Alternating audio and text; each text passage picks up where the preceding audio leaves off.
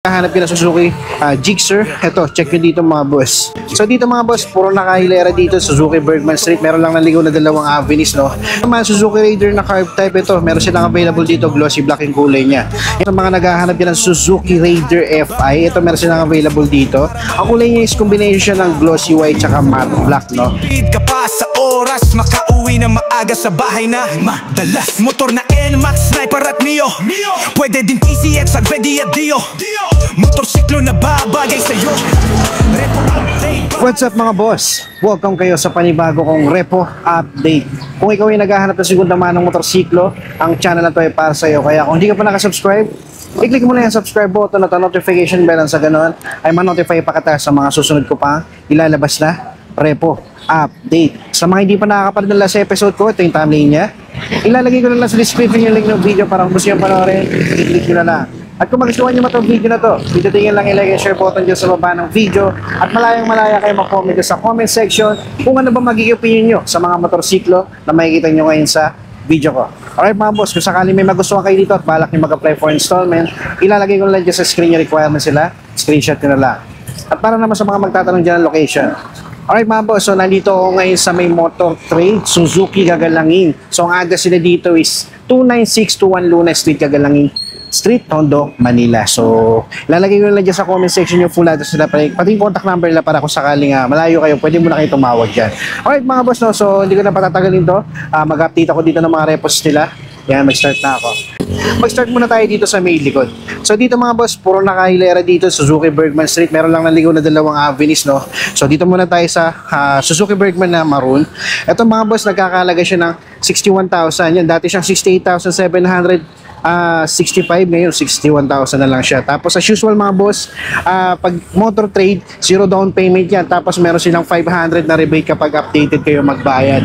Yan, sa monthly nito for 36 months, 2,914. Sa appearance naman nito mga boss, pagdating dito sa may fairing siya sa harapan, okay pa naman siya. Nandito pa yung ano niya, visor niya mga boss. Dito lang sa may front fender niya missing na, pero sa gulong niya medyo makapal pa naman. Tapos dito sa may headlight niya, yan may issue na siya mga boss.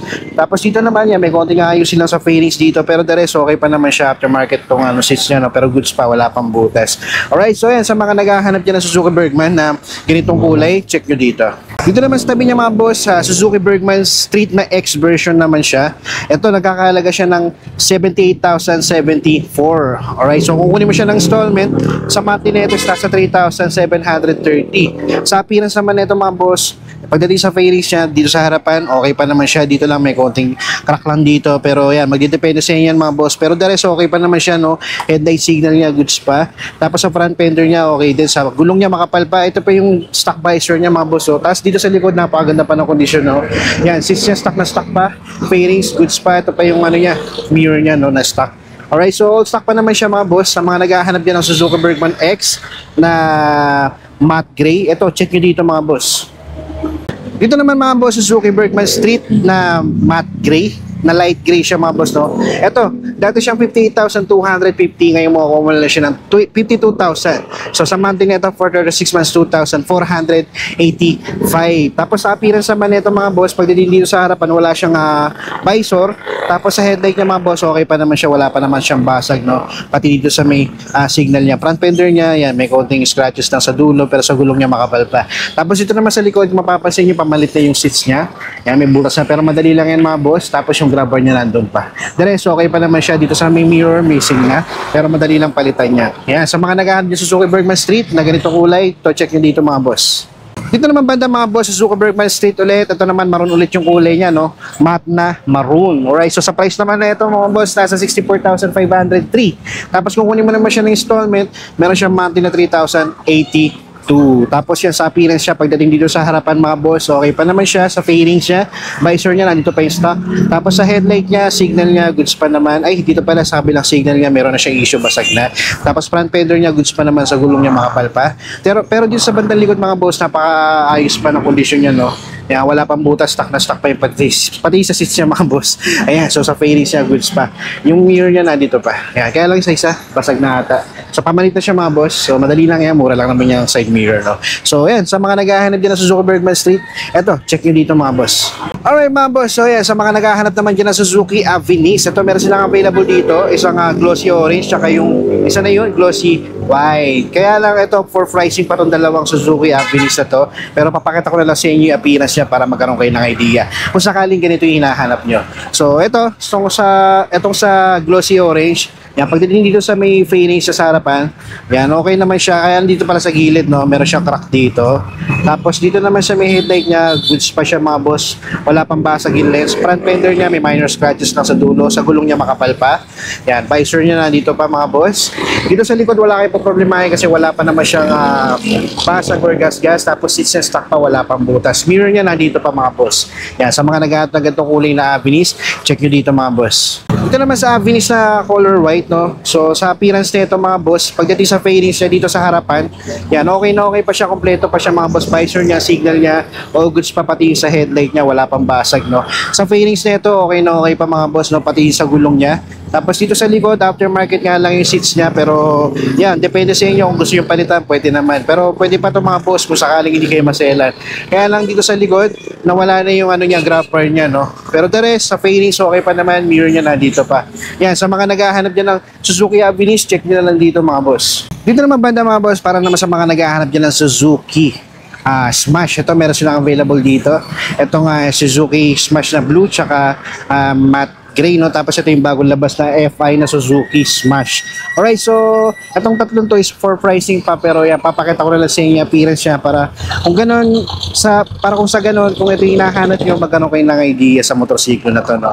So dito muna tayo sa may FI, na Suzuki Smash, no? Ang kulay niya is matte blue. Yan, so sa appearance nito mga boss, pagdating sa fairings nito mga boss, wala kayo po problemahin dito sa harapan. Headlight signal niya, maganda pa yung kondisyon, front fender, gulong niya makapal pa. Parang bago pa to mga boss, tapos pinahatak na. Yan, pagdating dito, stock na stock pa siya mga boss. So seats niya, napakaganda pa ng kondisyon. Grab bar niya nandiyan pa. Tapos sa auto niya mga boss, yan, nasa 954 pa lang. So it means bata pa to mga boss. Saglit pa lang ginamit to, pinahatak na, no? Yan, kompleto pa siya. Yan, sa mga naghahanap dito Suzuki Smash na FI, ito, check nyo dito mga boss. Ito naman, Suzuki Smash na, I think ito yung carb type, no? Itong dalawang to. So check na lang natin, no? To glossy blue yung kulay niya. Sa fairings nito mga boss, okay pa naman siya. Tapos dito lang, hindi ko alam kung para saan to. Yan, so sa auxiliary light siguro siya. So sa headlight naman niya, okay pa naman siya pati sa signal, no? Front fender, gulong nga lang niya, pamalit na, manipis na mga boss. Tapos dito sa pinaka mirror niya, pamalit na mga boss, basag na siya. Basag na, itong isa meron pa. Tapos dito, aftermarket lang yung sa handle niya pati. Dito sa lever niya, stock pa naman, no? Tapos pagdating sa likod, wala siyang grab bar sa likod, tapos pamalit na yung cover ng seats niya. Pero the rest, sa fairings, okay pa naman. Tapos sa auto na ito mga boss, nasa 6,380 pa lang siya, no? Yan, para sa mga naghahanap ng ganitong kulay na Suzuki Smash, check nyo na lang dito mga boss. Ito naman mga boss, Suzuki Smash ulit, pero matte gray yung kulay niya. Ito, sa appearance nito, pagdating sa fairings niya mga boss, yan, okay pa naman siya dito sa harapan, headlight signal niya, front fender, gulong niya makapal pa naman. Aftermarket na yung mirror niya. Tapos sa auto nito is nasa 12,000 mga boss. Tapos pagdating dito sa likod, yan, stock na stock pa siya. Okay pa yung ano niya, no, seats niya mga boss, wala pang butas. Napakaganda pa pati fairings niya sa likod. Nandun pa yung grab bar niya sa likod mga boss. Yan, so ito, sa mga naghahatag itong kulay ng Suzuki Smash, ito, check nyo dito mga boss. Alright, so dito naman tayo banda mga boss para sa mga naghahanap din ng Suzuki Raider FI. Ito meron silang available dito. Ang kulay niya is combination ng glossy white tsaka matte black, no? Yan, sa presyo na ito mga boss, is nasa 102,531. So, 0 down payment siya mga boss. Kaya kagandahan dito. Tapos, sa monthly is 4,899. Sa auto naman ito mga boss, check nyo na lang dito. Hindi natin makikita kasi naka-digital panel to. Pero sa appearance siya mga boss, pag dito sa harapan, yan, okay na okay pa yung kondisyon ng headlight niya, no? Wala pang basag. Front fender, gulong niya makapal pa. Ito mukhang mababa pa lang tinatakbo nito kasi napakaganda pa ng appearance niya, parang bago pa. Since siya mga boss, stock na stock pa, wala pang butas, kompleto pa to. Yan, nandito pa yung mirror niya, no? Alright, so yun, sa mga naghahanap yun ng Suzuki Raider FI, ito, meron silang available dito mga boss. Alright, dito naman mga boss. So, ito naman, Suzuki Raider na carb type ito. Meron silang available dito, glossy black yung kulay niya. Yan, so sa price naman nito is nasa 75,734. Tapos sa monthly nito is nasa 3,619. Magandaan dito, zero down payment na rin siya mga boss, no? Yan, sa appearance naman nito mga boss, yan, pagdating sa headlight niya, okay na okay ba siya? Ay, dito pala mga boss, meron siyang basag dito, no? So, yan, magdidepende naman sa inyo mga boss. Pag may issue, kayo na bahala. So, sa front fender, sa gulong niya makapal pa naman. Tapos dito sa likod mga boss, seats niya okay na okay pa, fairings niya okay din. Tapos dito pa yung mirror niya, no. Tapos aftermarket nga lang dito sa handle grip niya. So yan, magdidepende naman sa inyo mga boss. So check nyo na lang kung sakaling ganito yung nahanap nyo. Yan, Suzuki Raider 150 na carb type. Ito mga boss, so sa mga naghahanap din ng Suzuki SkyDrive Sports, meron ako nakita dito na matte blue. Ito naman mga boss, nagkakalaga siya ng 44,903. So zero down payment din siya, sa monthly net is 2,145. Tapos sa odo nito is nasa 80,000. Yan, sa mga naghahanap din ng Suzuki SkyDrive Sports, ang ganda pa ng kondisyon nito. Yan, mapapansin nyo sa fairings siya, napakakinis pa. Stock pa siya, wala lang siyang mirror, pero the rest, goods na goods pa siya. Ang ganda pa ng kondisyon nito. Alright, so yan, sa mga naghahanap din ng Suzuki SkyDrive Sports na matte blue, eto, check nyo dito mga boss. Dito naman banda mga boss, sa mga naghahanap dyan ng Suzuki Smash na carb type, ito meron silang available dito. Sa presyo na ito is nasa 58,286. Tapos ang monthly naman niya for 36 months is 2,785. Sa odo na ito is nasa 23,000. Tapos sa appearance siya mga boss, napakaganda pa na kondisyon nito. Sa fairing siya, headlight signal niya, goods na goods pa. Seats niya mga boss, stock na stock pa, wala pang butas. Yan, wala lang siyang mirror, no? Ito lang nag-iisa. Pero the rest, goods pa naman, no? Yan, sa mga naghahanap dyan ng Suzuki Smash na carb type, ito, check nyo na lang dito mga boss. Dito naman banda mga boss, nakakita ulit ako dito ng Suzuki Birdman Street na glossy black. Ayan, sa price na ito is nasa 53,446. So sa monthly naman na ito for 36 months, 2,554. Yan, so sa odo na ito mga boss, check nyo na lang dito, no? Naka digital panel to. Pero sa appearance siya mga boss, yan, sa fairings na ito, napaka okay pa naman siya mga boss, no? Tapos sa headlight nga lang niya, may issue na siya. Tapos sa gulong niya makapal pa. Tapos seats niya mga boss, yan, meron lang konting signature ng pusa. Tapos wala na yung grab bar niya sa likod. Pero yan, magdidepende sa inyo mga boss. Yan, check nyo na lang dito sa mga naghahanap dyan. And last mga boss, ito, meron silang Gixxer dito sa mga naghahanap dyan. Ang kulay niya is glossy blue. Alright, so ito naman mga boss, for pricing pa to. Pero yan, check na lang natin yung appearance niya, no? Yan, pagdating dito sa harapan, sa headlight niya, all goods pa siya mga boss. Signal niya, napakaganda pa ng condition. Front fender, gulong niya makapal pa. Yan, sa odo na ito, check nyo na lang dito kasi naka-digital panel yan mga boss. Yan, pagdating naman dito, sa seats niya, all goods pa siya mga boss. Stock pa siya. Okay na okay pa. Yan, so ano to pa yung mirror niya mga boss, oh. Okay, so yan, sa mga naghahanap yun ng Suzuki Gixxer, ito, check nyo dito mga boss. Alright, so yung mga boss, so that's it for today. Maraming salamat sa umabot sa punto na to. Hanggang sa susunod na Repo Update.